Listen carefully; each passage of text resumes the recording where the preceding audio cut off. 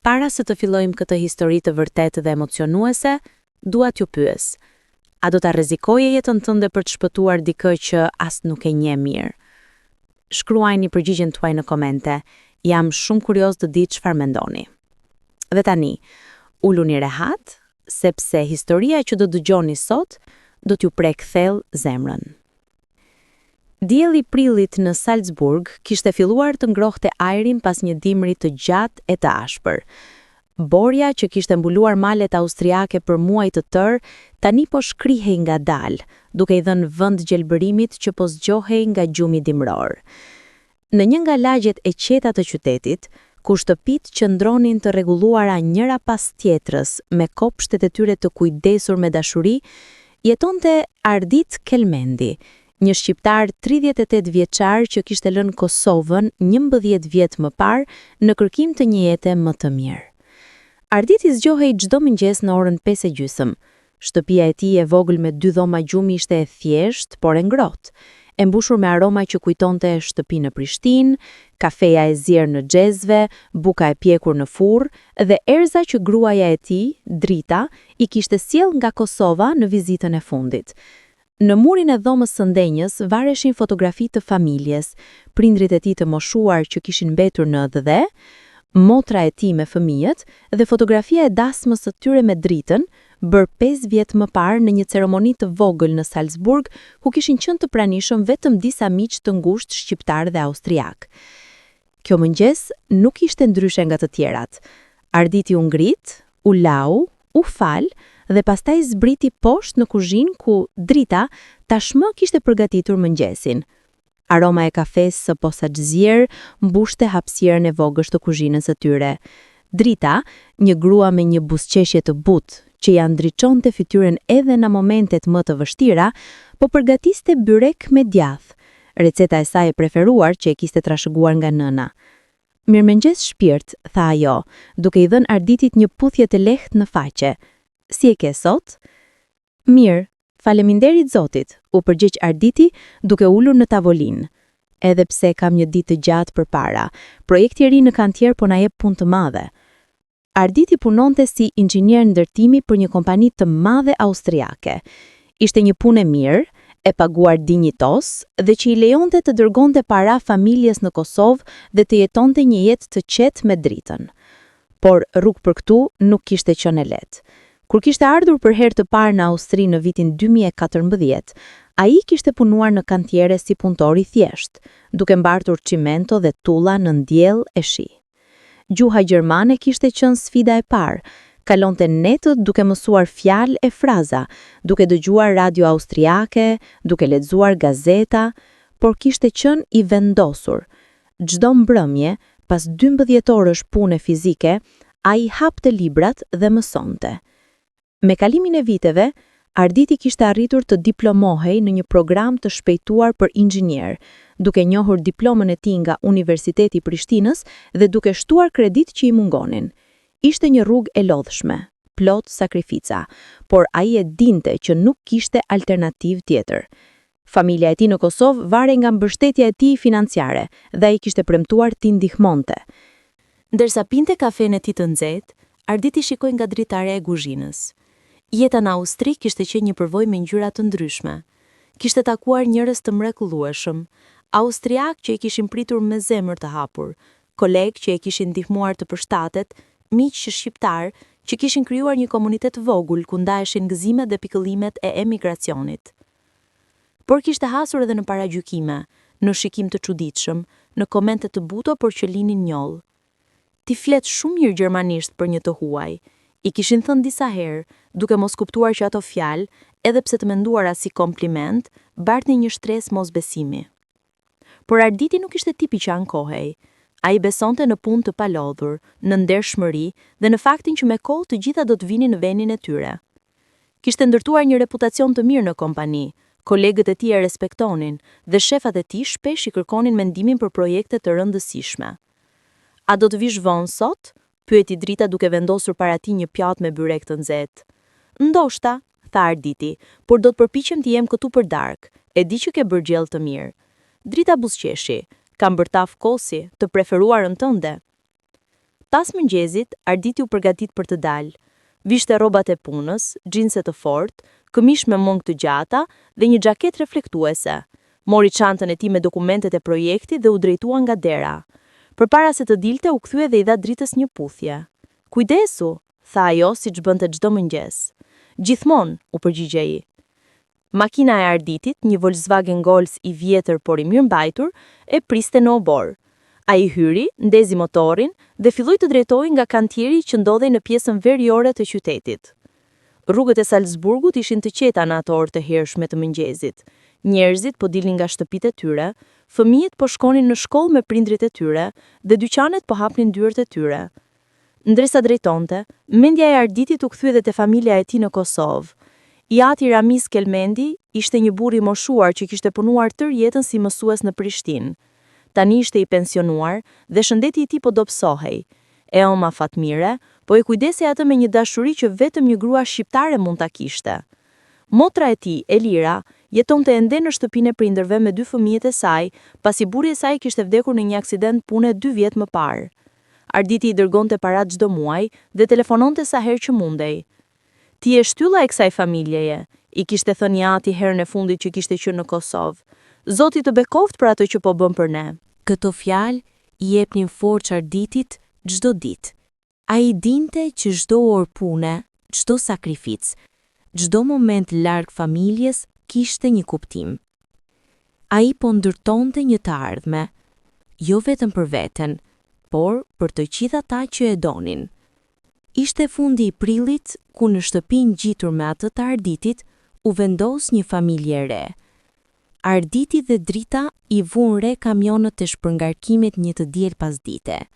Mobilje, kuti me rroba dhe lodra fëmijësh po zbrisnin nga kamioni i madh i bardh. Një familje me 2 fëmijë të vegjël po zbriste nga një makinë.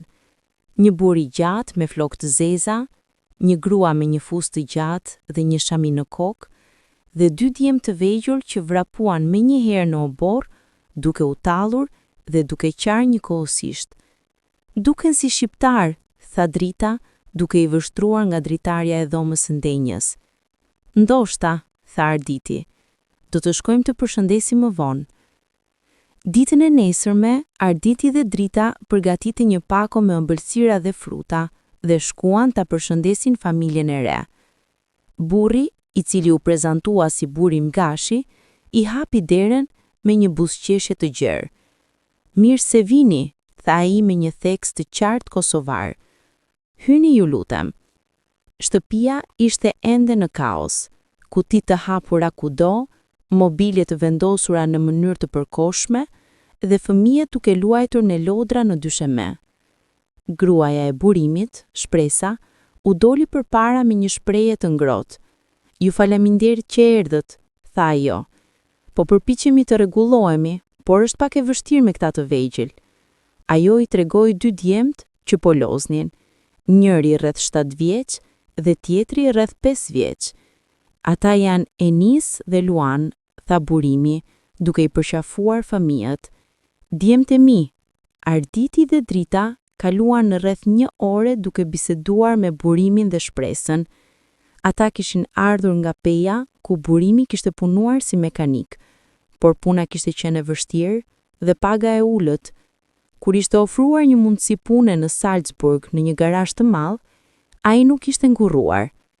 Familja kishte shpërngulur gjithçka dhe kishte ardhur këtu në shpresë të një jete më të mirë. "Është e vështirë të fillosh nga e para", tha burimi, "por jemi mësuar me vështirësi. Dhe tani që jemi këtu, duam të ndërtojmë diçka të mirë për familjet."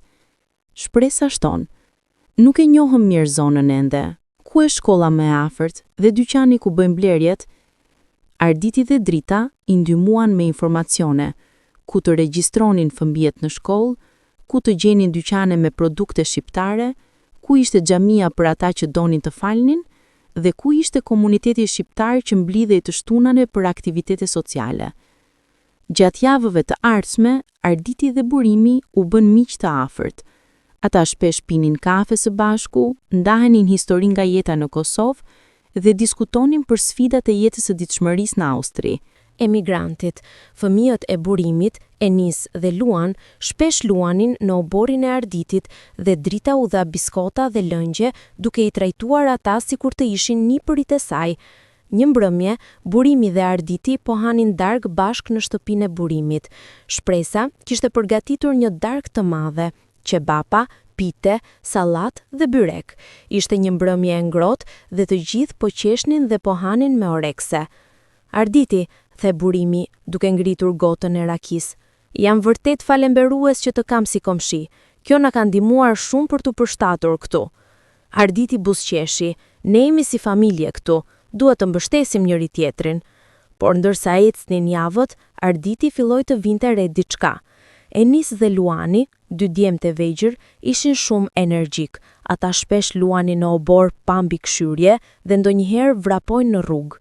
Njëherë, Arditi i kishte parë duke e kapërcyer gardhin dhe duke shkuar te liçeni i vogël që ndodhej rreth 500 metra larg nga shtëpia e tyre. Liçeni ishte një vend i bukur, i rrethuar nga pemë dhe lule, një vend ku njerëzit shkonin për të shëtitur dhe për të relaksuar, por ai ishte gjithashtu i thellë në disa pjesë dhe kishte shenja paralajmëruese që tregonin rrezikun e notit pa mbikëqyrje. Një ditë, Arditi ndaloi Burimin në obor.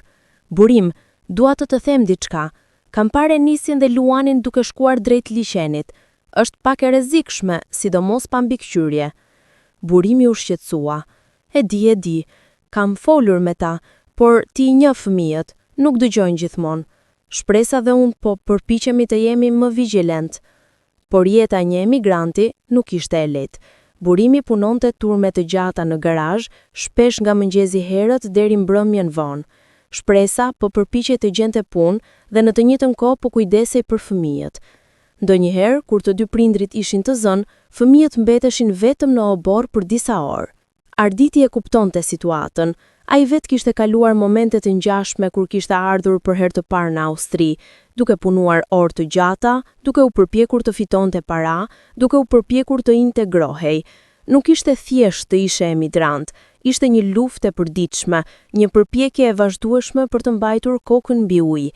Me kalimin e javëve, marrëdhënia midis Arditit dhe Burimit mbeti e mirë, por Arditi nuk mund të mos shqetësohej. Ai shihte Enisin dhe Luanin duke luajtur më shpesh të vetëm dhe shpesh i dëgjonte ata duke qarë ose duke bërtitur njëri me tjetrin. Një ditë, ai i pa duke u grindur pranë rrugës dhe një makinë duhej të ndalonte papritur për t'i shmangur. Atë mbrëmje, Arditi i foli dritës për shqetësimet e tij. Nuk po më pëlqen kjo situatë, tha ai. Këta fëmijë janë shumë të vegjël për të qenë aq shumë të lënë të vetëm. Mbase duhet të flasësh sërish me Burimin, sugjeroi drita. Por bëje me kujdes, nuk duam ta ofendojmë. Arditi vendosi të fliste me Burimin në mënyrë delikate. Një mbrëmje, kur Burimi po kthehej nga puna, Arditi e priti në obor. Burim, a mund të bisedojmë për një moment? Pyeti Arditi. Sigurisht, tha Burimi, edhe pse duke i lodhur. Ata ulën në stolin e oborrit të Arditit dhe Arditi foli me kujdes. Burim, e di që jeta është e vështirë dhe që ju të dy po punoni shumë, por jam shqetësuar për Enisin dhe Luanin. I shoh bike luajtur të vetëm shumë shpesh dhe her pas here shkoj drejt liçenit. E di që ju po bëni më të mirën tuaj, por ndoshta mund të gjeni një mënyrë për të qenë më vigjilent? Burimi u ul në heshtje për disa momente. Fytyra e tij ishte e lodhur dhe Arditi mund të shihte peshën e stresit në sy të tij. Arditi, tha i përfundimisht, e di që ke të drejtë, por çfarë mund të bëj? Unë punoj 12 orë në ditë. Shpresa po kërkon punë, por ende nuk ka gjetur asgjë të qëndrueshme. Nuk kemi familje këtu, nuk kemi njëri tjetër që të na ndihmojë. Çfarë mund të bëjmë? Arditi e kuptoi dhimbjen në zërin e Burimit. Ishte e njëjta dhimbje që ai vetë kishte ndjer kur kishte ardhur në Austri për herë të parë. Ndjenja e izolimit, e pafuqisë, e luftës për të mbijetuar në një vend të huaj. E kuptoj, tha Arditi, dhe nuk po të gjykoj. Por ndoshta mund të ndihmoj unë dhe drita her pas here. Kur jo nuk jeni, ata mund të vinë tek ne. Burimi shikoi Arditin me një shprehje mirënjohjeje. Do t'ishte shumë e mirë. Faleminderit Arditi. Nuk e di si ta falenderoj. Nga ajo ditë, Enis dhe Luani filluan të kalonin më shumë kohë në shtëpinë e Arditit dhe Dritas. Drita u bori biskota për ta dhe Arditi luante me ta kur kthehej nga puna. Fëmijët e donin Arditin. Ai ishte i durueshëm, i sjellshëm dhe i dëgjonte me vëmendje kur ata flisnin për ëndrat të tyre, për shkollën, për miqtë e tyre të rinj. Por, edhe kështu, Arditi nuk mund të ishte gjithmonë atje. Ai kishte punën e tij, projektet e tij, përgjegjësitë e tij. Dhe kështu, ka momente kur Enis dhe Luani ende mbeteshin vetëm. Ishte një shtune e fillimit të qersharit. Dielli ngrohte qiellin e kaltër të Salzburgut dhe ajri ishte i mbushur me aromën e luleve që po lulëzonin në kopshtet përreth. Arditi kishte marrë ditën e lirë, një ditë e rrallë kur nuk ishte nevojë të shkonte në kantier. Kishte planifikuar të kalonte ditën duke punuar në kopshtin e tij, duke ndrequr disa gjëra në shtëpi dhe duke relaksuar me dritën. Mëngjesi kishte qenë i qetë. Arditi dhe Drita kishin pirë kafe së bashku, kishin lexuar gazetën dhe kishin diskutuar planet për pushimet e verës. Kishin vendosur të vizitonin Kosovën në gusht për të parë familjen. Rreth orës 11, Arditi doli në obor për të punuar. Koha ishte e përsosur, jo të mohent, por mjaft të ngrohtë për të bërë punë njashk. Ai filloi të krasiste pemët, të pastronte lulet e vyshkura dhe të rregullonte gardhin që kishte nevojë për riparim. Ndërsa punonte, ai dëgjoi Enisin dhe Luanin duke luajtur në oborin e burimit. Zërat e tyre të këndshëm të fëmijëve mbushnin ajrin, këndime, të qeshura dhe tingut e lodrave. Arditi buzëqeshi. Ishte e bukur të dëgjoje fëmijët duke luajtur. Kjo ishte një nga gjërat që i mungonin atij dhe Dritës. Ata nuk ishin ende fëmijë, edhe pse shpresonin të kishin së shpejti. Rreth orës 1 pasdite, Arditi vendosi të bënte një pushim. Hyri në shtëpi, lau duart dhe u ul në tavolinë ku Drita kishte përgatitur drek, pilaf me mish dhe sallat. Ndërsa hanin, Drita foli për planet e saj për pasditen. Do të shkoj te tregu, tha ajo. Kam nevojë për disa gjëra për darkën e sotme. A do vish ti? Jo, mendoj të vazhdoj punën në kopsht, tha Arditi, por merr çelësat e makinës sime nëse do. Pas drekës, Drita u nis për te tregu dhe Arditi u kthye në kopsht. Dielli ishte në kulmin e tij tani dhe temperatura kishte filluar të ngrohej. Arditi hoqi xhaketën dhe vazhdoi punën. Ishte rreth orës 2 pasdite kur Arditi dëgjoi një zë të nxitur duke thirrur. Fillimisht nuk e dalloi mirë, por pastaj e dëgjoi qartë. Ishte një grua që po bërtiste me panik. Ndihim, dikush, ndihim! Arditi e njohu zërin. Ishte Shpresa, gruaja e burimit. Ai hodhi mjetë duke mbajtur dhe vrapoi drejt oborrit të burimit. Kur arriti atje, pa Shpresën në derë, të shqetësuar dhe me lot në sy. Çfarë ndodhi? Pyeti Arditi. Fëmijët, nuk i gjej, bërtiti Shpresa. Ata po luanin këtu dhe pastaj unë hyra për një moment dhe kur dole ata nuk ishin më. Zemra e Arditit filloi të rrithte shpejt. Kur e pe për herë të fundit? Rreth 15 minuta më parë, tha Shpresa. Kam kërkuar kudo, në obor, në shtëpi, në rrugë, nuk janë askund. Arditi e dinte që kishte vetëm një vend ku fëmijët mund të kishin shkuar. Liçeni. Ai nuk humbasi kohë.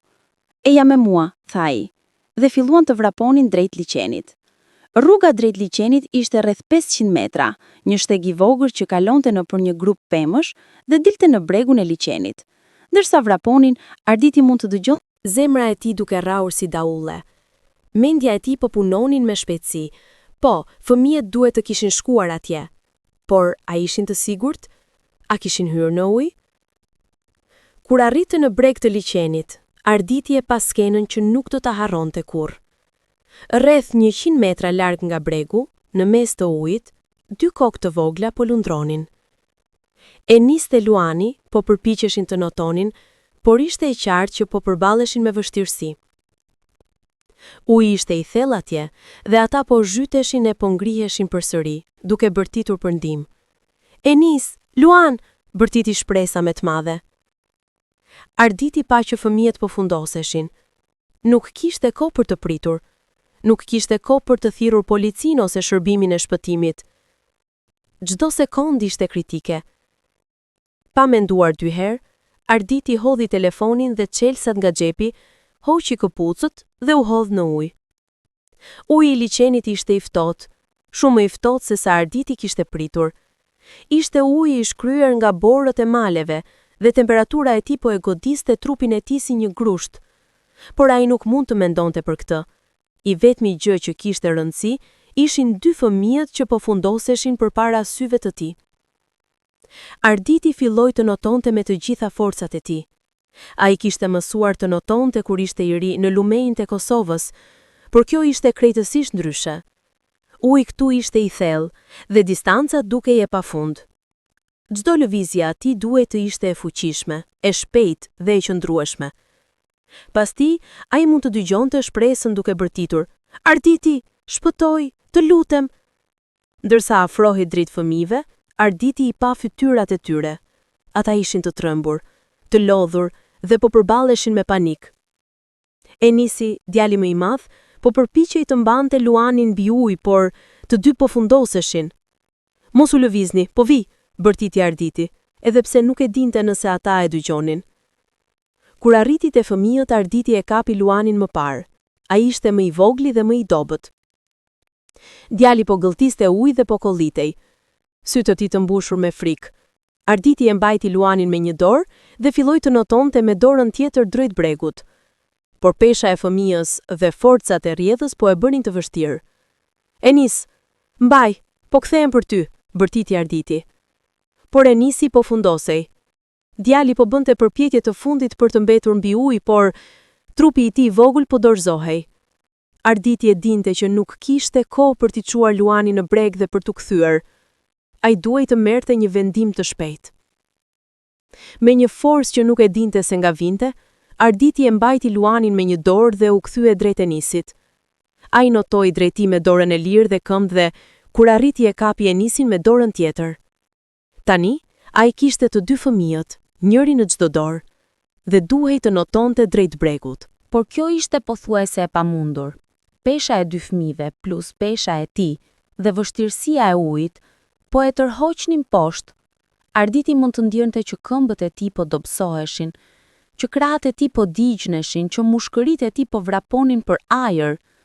"Zot, ndihmë," murmuriti ai në vete. Dhe kur mendonte që nuk mund të vazhdonte më, ai dëgjoi një zë. "Mbaje, po vjen dikush." Në breg, një burr austriak që kishte qenë duke kaluar rastësisht kishte parë skenën. Ai kishte hedhur xhaketën dhe ishte hedhur në ujë për të ndihmuar. Burri arriti te Arditi dhe mori Enisin nga duart e tij. "Merr njërin, unë do merr tjetrin," tha burri në gjermanisht. Me këtë ndihmë, Arditi dhe burri austriak filluan të notonin drejt bregut. Ishte ende e vështirë, por tani pesha ishte ndarë. Çdo metër duke si një luftë, por ata po afroheshin. Kur përfundimisht arritën në breg, shpresa u hodh mbi fëmijët e saj, duke qartë dhe duke i përqafuar. Enis dhe Luan po kolliteshin dhe po nxjerrnin ujë, por ishin të gjallë. Arditi ra në tokë, trupi i ty duke u dridhur nga lodhja dhe nga të ftofpit. Burri austriak që kishte ndihmuar po qëndronte pranë, duke u përpjekur të rimerrte frymën. "Faleminderit," tha Arditi duke u përpjekur të flasë. "Nuk do ta kisha arritur pa ju." Burri austriak buzëqeshit. "Ti ishe trim, shpëtove ata fëmijë." Brenda disa minutash, ambulanca dhe policia arritën vend ngjarje. Dikush kishte thjerrur emergjencën dhe tani mjekët po kontrollonin fëmijët. Enis dhe Luan u dërgua në spital për kontroll të mëtejshëm. Dhe shpresa u nis me ta, ende duke qarë, por tani me lot gëzimi dhe faljeja. Arditi u ul në një stol përreth, i mbuluar me një batanie që ja kishin dhënë paramjekët. Trupi i tij ende po dridhej, por nuk ishte vetëm nga të ftohtit, ishte adrenalina që po largohej nga trupi i tij. Një oficer policie i u afrua Arditit për të marrë dëshminë e tij. "Emri juaj?" pyeti oficeri. "Ardit Kelmendi," Ju jeni hero, zoti Kelmendi, tha oficeri. Ajo që bët sot ishte e jashtëzakonshme. Arditi shëkundi kokën. Çdo njeri do të kishte bërë të njëjtën gjë. Jo çdo njeri. Shumica e njerëzve do të kishin hezituar. Ju vepruat pa menduar për veten tuaj. Pas një ore Arditi u kthye në shtëpi. Drita kishte marrë vesh për ngjarjen dhe ishte kthyer nga tregu menjëherë. Kur pa Arditin, ajo e përqafoi me të madhe. Kisha frikë që të kisha humbur, tha ajo duke qarë. Jam këtu, tha Arditi. Jam mirë. Atë mbrëmje, Arditi nuk mund të flinte. Çdo herë që mbyllte syt ai shihte fytyrat e Enisit dhe Luanit duke u fundosur në ujë. Ai mendonte për sa afër kishte qenë, sa afër që ata fëmijë të kishin vdekur. Dhe ai mendonte për vendimin që kishte marrë, pa hezituar, pa menduar për rrezikun për veten e tij, ai kishte vepruar. Ditën e nesërme, historia u përhap shpejt. Gazeta lokale botoi një artikull me titull Heroi shqiptar shpëton 2 fëmijë nga mbytyja në liçen. Fotografia e Arditit ishte në faqen e parë dhe artikulli tregonte historinë e trimërisë së tij. Komuniteti austriak reagoi me vlerësim të madh. Njerëzit në lagje e ndalonin Arditin në rrugë për të falenderuar. Disa i sillnin lule, të tjerë i shkruanin letra mirënjohje.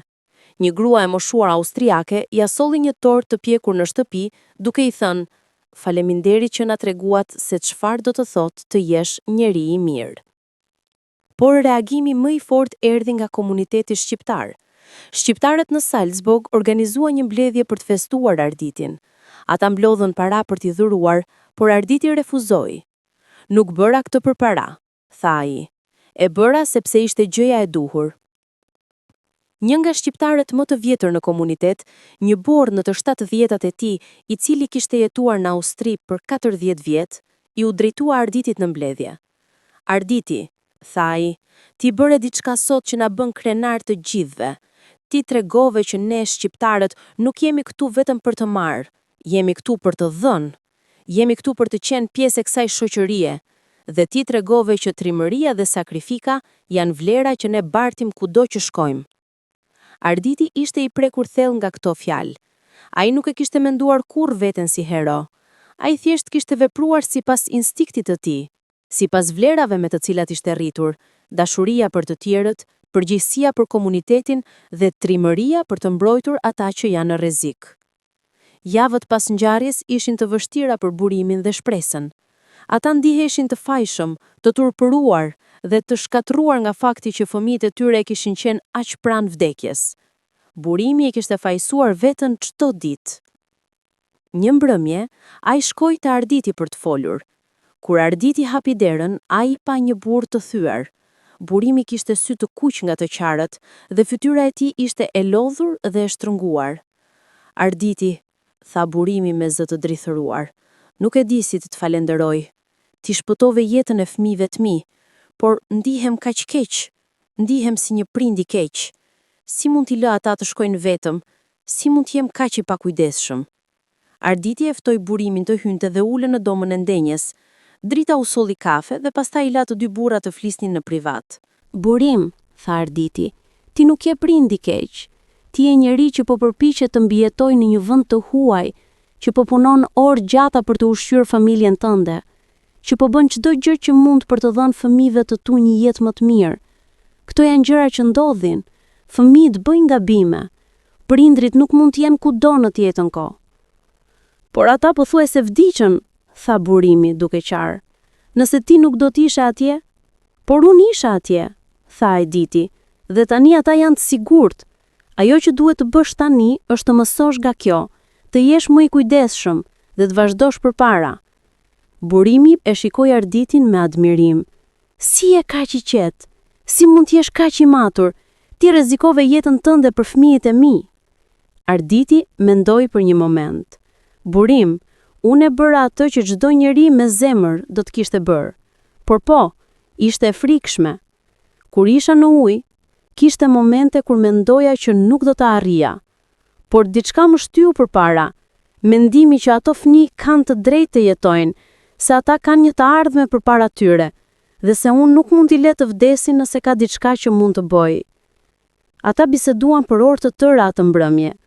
Burimi tregoi Arditit për fëmijërinë e tij në Pej, për vështirësitë që kishte përballuar, për shpresat që kishte për fëmijët e tij, dhe Arditi ndau historinë e tij, rrugtimin e tij nga Kosova në Austri, sfidat që kishte përballuar dhe mënyrat se si ai kishte mësuar të përshtatet. Në fund të mbrëmjes, Burimi e përqafoi Arditin me lot në sy.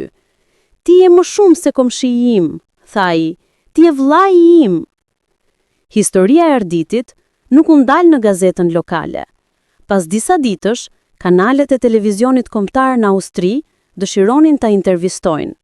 Arditi ishte i ngurur, ai nuk ishte tipi i njeriu që kërkonte vëmendje, por drita e bindën që kjo ishte një mundësi për të treguar një imazh pozitiv të emigrantëve shqiptar. Intervista u transmetua në një nga kanalet kryesore austriake.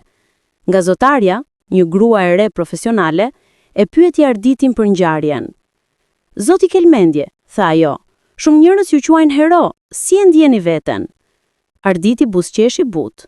"Nuk ndihem si hero, ndihem thjesht si një njeri që bëri atë që duhej. Çdo njeri në vendin tim do të kishte bërë të njëjtën gjë." "Cila ishte mendimi juaj kur u hodhët në ujë?" "Nuk mendova," tha Arditi, "thjesht veprova. Kur sheh dy fëmijë të vegjël duke u fundosur, trupi yt merr kontrollin, instinkti të shtyn." "Ju rrezikuat jetën tuaj? A kishit frikë?" Arditi ndaloi për një moment. "Po, kisha frikë. Kur isha në ujë dhe po mbaja ata fëmijë, kishte momente kur mendoja që nuk do të arria, por frika nuk ishte për veten time. Ishte frika që të mos arria t'i shpëtoj ata." Gazetarja pastaj pyeti për jetën e tij si emigrant. "Ju keni jetuar në Austri për 11 vjet. Si ka qenë eksperienca juaj?" "Ka qenë e vështirë, por e bukur," tha Arditi. "Kur vi për herë të parë gjithçka ishte e re. Gjuha, kultura, mënyra e jetesës, por njerëzit këtu më pritën mirë. Pata kolegë që më ndihmuan, miq që më mbështetën, dhe me kalimin e kohës, kjo vend u përshtopia ime e dytë." "A keni një mesazh për komunitetin shqiptar dhe për komunitetin austriak?" Arditi mendoi me kujdes. "Po, kam. Për komunitetin shqiptar dua të them që ne duhet të jemi krenar për atë që jemi. Ne jemi njerëz me vlera të forta, familja, ndershmëria, trimëria. Dhe kur sjellim këto vlera këtu, ne pasurojmë këtë shoqëri. Për komunitetin austriak, dua të them faleminderit për pritjen. Ju na keni dhënë mundësi dhe ne duam t'ju kthejmë këto me punë, me përkushtim dhe me kontribut pozitiv." Intervista u pa nga qindra mijëra njerëz në Austri. Reagimi ishte kryesisht pozitiv. Njerëzit shkruanin në mediat sociale duke lavdëruar Arditin, duke thënë që ai ishte një shembull i integrimit të suksesshëm dhe duke kërkuar që më shumë histori si kjo të ndaheshin. Por, siç ndodh gjithmonë, kishte edhe komente negative. Disa njerëz shkruan komente raciste duke thënë që kjo ishte vetëm një histori e izoluar dhe që emigrantët ende ishin problem. Të tjerë akuzonin mediat për propagandë dhe për lëvdimin e të huajve. Arditi i lexoi disa nga këto komente dhe ndihej i mërzitur. Por drita i tha: "Mos u shqetëso për ata. Ata janë pakica. Shumica njerëzve të respektojnë." 2 muaj pas ngjarjes, Bashkia e Salzburgut vendosi të organizonte një ceremoni për të nderuar Arditin. Ata i dhanë atij medaljen e trimërisë civile, një ndër nderimet më të larta që një shtëpi mund t'i jepte një qytetari. Ceremonia u mbajt në sallën kryesore të bashkisë, një ndërtesë historike me arkitekturë të bukur. Salla ishte e mbushur me njerëz, zyrtar të qeverisë lokale, antar të komunitetit austriak dhe shqiptar, gazetar dhe natyrisht Burimi, Shpresa, Enisi dhe Luani.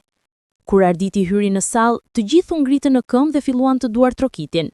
Ishte një moment që Arditi nuk do të harronte kurrë, të shihej qindra njerëz duke të përshëndetur, duke të nderuar, duke të falenderuar. Kryetari i bashkisë, një burr i moshuar me qëndrueshmëri dhe dinjitet, u ngrit për të folur. "Zonja dhe zotërinj," tha ai, "jemi këtu sot për të nderuar një njeri të jashtëzakonshëm. Ardit Kelmendi është një shembull i asaj që do të thotë të jesh qytetar i mirë. Ai nuk e bëri këtë për famë, për para ose për nderim. Ai e bëri sepse ishte gjëra e duhur. Dhe në një botë ku shpesh dëgjojmë histori të trishta, kjo është një histori që na kujton që bota është plot me njerëz të mirë." Pastaj, Ai thirrur Arditi në skenë. Arditi u ngrit dhe eci drejt podiumit, duke u ndier i nervozuar, por edhe krenar. Kryetari i dha medaljen, një medalje e artë me një stem të qytetit të Salzburgut dhe e përqafoi atë. Faleminderit, tha Arditi thjesht. Pastaj ai mori mikrofonin për të folur. Faleminderit të gjithëve për këtë nderim, filloi ai. Por dua të them që unë nuk jam i vetmi hero këtu. Burri austriak që më ndihmoi në ujë është po aq hero sa unë. Paramjekët që arritën shpejt dhe kujdesen për fëmijët janë heronj. Dhe burimi dhe shpresa që tani po kujdesen për fëmijët e tyre me përkushtim edhe më të madh janë heronj. Ne të gjithë kemi përgjegjësi për njëri tjetrin. Ne të gjithë duhet të jemi gati të ndihmojmë kur dikush ka nevojë. Pastaj, në një moment që solli lot në sytë e shumë njerëzve, Enis dhe Luani u ngjitën në skenë. Ata i dhanë Arditit një vizatim që kishin bërë, një vizatim i thjesht por i bukur, që tregonte Arditin duke I mbajtur ata në ujë, me një diell të madh në sfond dhe fjalët: Faleminderit hero Ardit, të shkruara me shkronja të mëdha. Arditi e mori vizatimin, u ul në gjunjë dhe I përqafoi ata dy djem. Ju jeni të sigurt tani, tha ai, dhe ju do të rriteni të bëheni burra të fortë dhe të mirë. Ceremonia përfundoi me një pritje ku njerëzit u mblodhën për të ngronë, pirë dhe festuar. Komuniteti shqiptar kishte sjell ushqime tradicionale, byrek, qebapa, baklava, dhe komuniteti austriak kishte sjell ëmbëlsira dhe pije lokale. Ishte një festë e vërtet e bashkimit dhe solidaritetit. Javët që pasuan ceremoninë ishin më të qeta. Jeta filloi të kthehej në normalitet. Arditi u kthye në punë dhe projektet e tij vazhdonin. Por diçka kishte ndryshuar në të. Ai ndihej më I lidhur me komunitetin, më I vetëdijshëm për rëndësinë e çdo veprimi dhe më mirënjohës për jetën që kishte. Një mbrëmje, ai u ul me dritën në verandën e tyre, duke parë diellin që po perëndonte mbi malet e Salzburgut. Qielli ishte një përdej ngjyrash, portokalli, roz, vjollc, dhe ajri ishte I freskët dhe I qetë. A je I lumtur? Pyeti drita, duke mbajtur dorën e tij. Arditi buzëqeshi. Po jam. E di që ajo ditë ishte e frikshme dhe nuk do ta harroj kurrë, por më bëri të kuptoj diçka, që jeta është e çmuar dhe që ne duhet të vlerësojmë çdo moment. Jam krenare për ty, tha drita. Gjithmonë kam qenë, por tani edhe më shumë. Dhe unë jam falenderues për ty, tha Arditi. Ti më ke mbështetur gjatë gjithë kësaj rruge. Pa ty, nuk do të isha këtu. Ata u ulën në heshtje për disa minuta, duke shijuar qetësinë e mbrëmjes. Pastaj drita foli përsëri. A mendon ndonjëherë për të pasur fëmijë? Arditi e shikoi atë dhe buzëqeshi. Po, mendoj, dhe mendoj që jemi gati. Ajo ngjarje më bëri të kuptoj sa të rëndësishëm janë fëmijët dhe sa shumë dashuri mund të japin. Drita u gëzua. Atëherë dhe të fillojmë të planifikojmë. Në muajt që pasuan, komuniteti shqiptar në Salzburg u bë edhe më I bashkuar. Ngjarja kishte treguar rëndësinë e mbështetjes ndërsjellë dhe njerëzit filluan të organizoheshin më mirë. Ata krijonin një grup ku prindrit mund të ndaheshin përgjegjësitë e kujdesit për fëmijët, ku njerëzit që kishin nevojë për ndihmë mund të gjenin mbështetje dhe ku ngjarje sociale organizoheshin rregullisht. Arditi u bë një nga figurat kryesore në këtë komunitet. Njerëzit e respektonin jo vetëm për trimërinë e tij, por për karakterin e tij, për durimin, për mirësinë, për urtësinë. Ai shpesh ftohej për të folur në mbledhje, për të dhënë këshilla dhe për të ndihmuar në zgjidhjen e problemeve. Një nga projektet që Arditi ndihmoi të organizonte ishte një program për të mësuar fëmijët shqiptar të notonin. Pas ngjarjes në liçen, ai kishte kuptuar që shumë fëmijë të emigrantëve nuk dinin të notonin, dhe kjo ishte një rrezik. Ai punoi me qendrën lokale sportive për të organizuar kurse falas notimi për fëmijët e komunitetit shqiptar.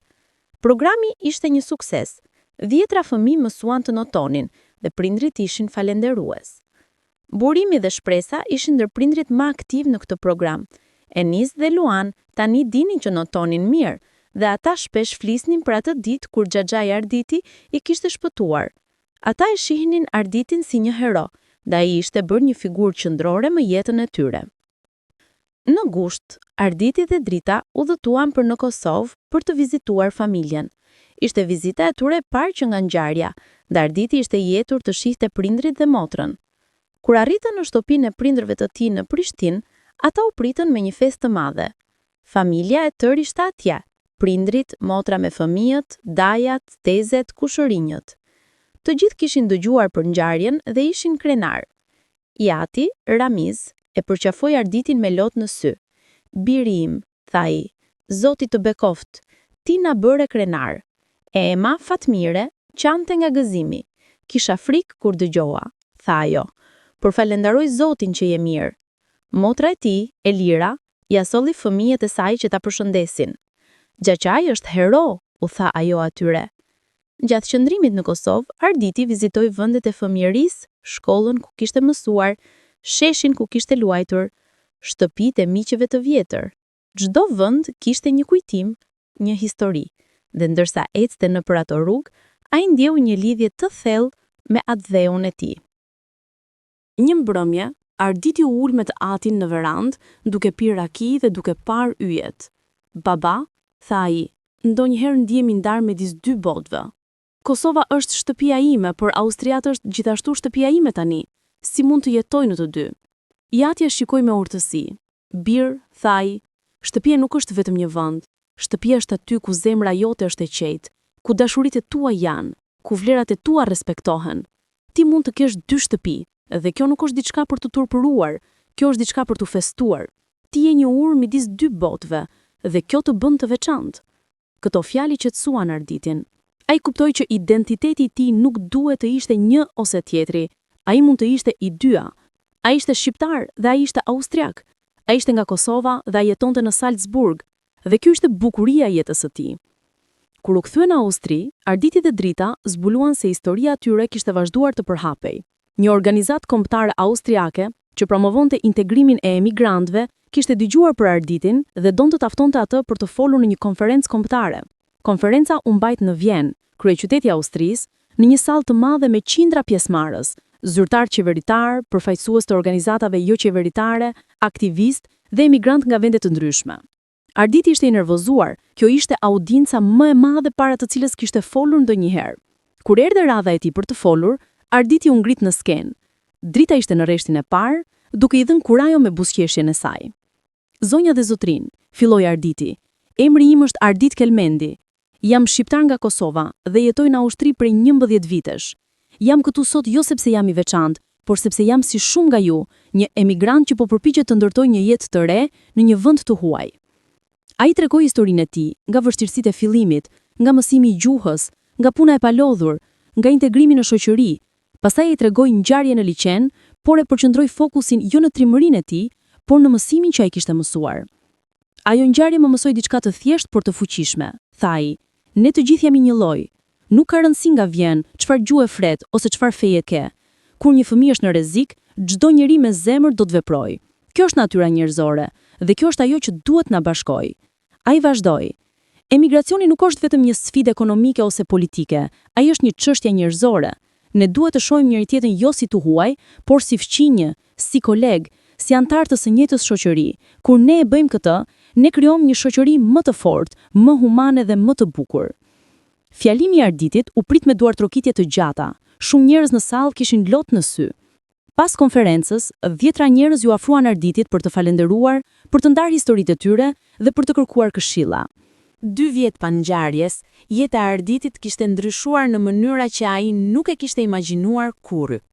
Ai ende punonte si inxhinier, por tani kishte gjithashtu një rol si folës dhe aktivist për integrimin e emigrantëve.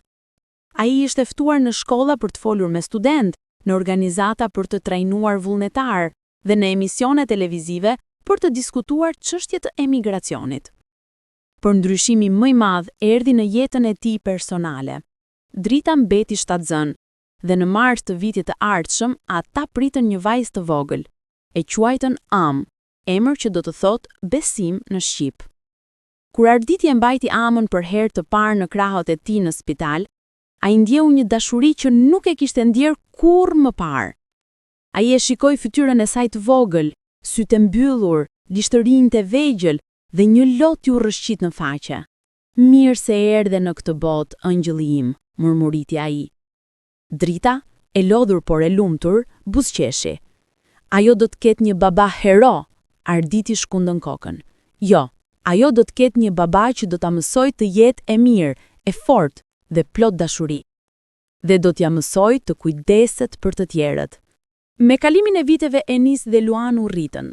Ata vazhduan të jedonin ngjitur me Arditin dhe Dritën dhe marrëdhënia midis dy familjeve mbeti e fortë.